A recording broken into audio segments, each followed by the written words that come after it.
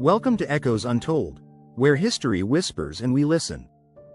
Today, we dive into the tragic tale of HMS Oxley, the very first Royal Navy vessel lost in World War II, not to a German U-boat, but to a British torpedo. A tale of missteps, silence, and the fatal price of assumption. September 1, 1939, Germany invades Poland. Blitzkrieg warfare, tanks rolling, and cities falling. Within 2 days, Britain and France declare war on Hitler's regime. But in the West, little movement occurs. This is the beginning of what historians would later call the Phony War, a strange, quiet phase of World War II, where no major land offensives occurred for months. Yet beneath the surface, literally, conflict was very real. The Royal Navy knew that control of the sea would determine the outcome of this war. If Britain couldn't protect its shipping lanes from the dreaded German U-boats, starvation and collapse could follow. The Navy began deploying submarines to key sectors, including the frigid, perilous waters off Norway. Among those early patrol vessels was HMS Oxley. But even as she left port, Oxley was a relic of another era. Launched in 1926, Oxley was part of the Oberon-class submarines, designed just after World War I. She and her sister, Otway, were originally commissioned for the Royal Australian Navy, intended to help defend Commonwealth interests in the Pacific. But the young Australian Navy couldn't afford the upkeep. By 1931, both subs were transferred to the British Royal Navy, redesignated HMS Oxley and HMS Otway. Oxley was 275 feet long, displaced 1,400 tons submerged, and could dive to a depth of 150 feet. She carried 8 torpedo tubes and a deck gun, manned by a crew of 53 to 55 men, including officers, engineers, and enlisted sailors. But by 1939, Oxley was already considered outdated. Her hull was aging, her systems noisy, and her battery capacity inferior to newer classes. Nevertheless, the looming war made every asset critical.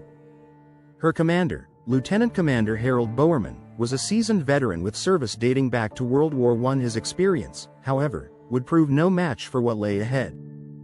As part of the 2nd Submarine Flotilla based in Dundee, HMS Oxley was ordered to patrol off the southwest coast of Norway, near Oberstad, a strategic location to intercept German naval movements. Each submarine had a defined patrol sector, mapped carefully by naval intelligence. However, radio silence was strictly enforced, no unnecessary communications, to avoid detection by German radio direction finding teams. This silence, while necessary, would soon prove fatal. The sea that evening was calm. The light was dimming. It was September 10, 1939. In those very same waters, another British submarine, HMS Triton, was on patrol. Triton was far newer, commissioned just the year prior, and was undergoing her first active wartime operation. Her crew was alert, aware, and tense. At approximately 7:55 p.m., Triton's lookout spotted another submarine on the surface, just a few thousand yards away. The silhouette was unfamiliar. Triton's captain, Lieutenant Commander Hugh Marriott, knew his own flotilla's positions. This vessel was not supposed to be there. Per naval protocol, Triton attempted identification, but no response. Marriott had to decide. With no response and the unknown vessel still surfaced, and thus potentially preparing a torpedo attack, he made the call. At 8:20 p.m., Triton fired 2 torpedoes. One struck the mystery submarine squarely. An explosion followed, violent and unmistakable. The unknown sub tilted, broke apart, and sank. Rescue efforts began immediately, and what they discovered shocked the crew of Triton to their core.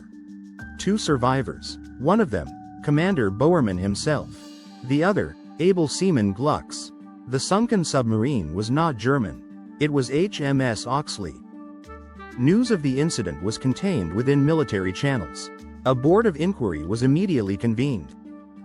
Gluckes, the only witness from the bridge at the time of the strike, claimed to have seen Triton's signal flare, but not in time.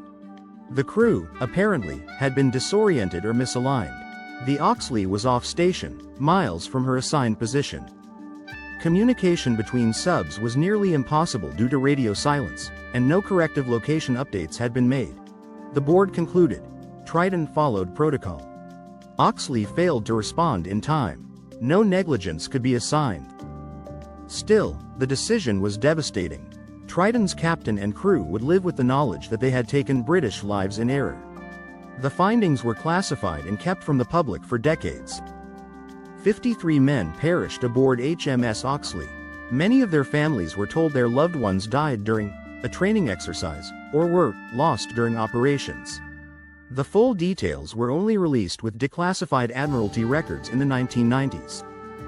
The story of HMS Oxley is one of the earliest cautionary tales of World War II, a grim example of how fog of war confusion, imperfect communication, and military pressure can lead to fratricide. Unlike the chaos of massive naval engagements, this was a simple patrol, during a quiet night, with well-trained men on both sides. And yet, the system failed. Should Triton have waited longer? Should Oxley have responded faster? Should protocols have been more robust? These are questions historians continue to debate. War is rarely clean. History is rarely just. But the stories of men like those aboard HMS Oxley remind us that every flag, every uniform, hides the face of a human being, vulnerable to mistakes, to circumstance, and to tragedy. Their loss was quiet, their memory nearly erased, but not forgotten. If you found this story compelling, please like, share, comment, and subscribe to Echoes Untold, where history whispers and we listen. Fact-check note. This episode was fact-checked using primary documents from the UK National Archives, including ADM 199 375, HMS Oxley Inquiry Files, the Royal Navy Submarine Museum, and Paul Kemp's well-regarded work, Friend or Foe? Friendly Fire at Sea 1939 to 1945. All personnel records were cross-verified through the Commonwealth War Graves Commission, CWGC. Sources: Paul Kemp, Friend or Foe? Friendly Fire at Sea 1939 to 1945 UK National Archives. ADM 199 375 Royal Navy Submarine Museum. Gosport CWGC Database. www.cwgc.org. Norwegian Maritime Wreck Diving Logs. 2001 to 2005.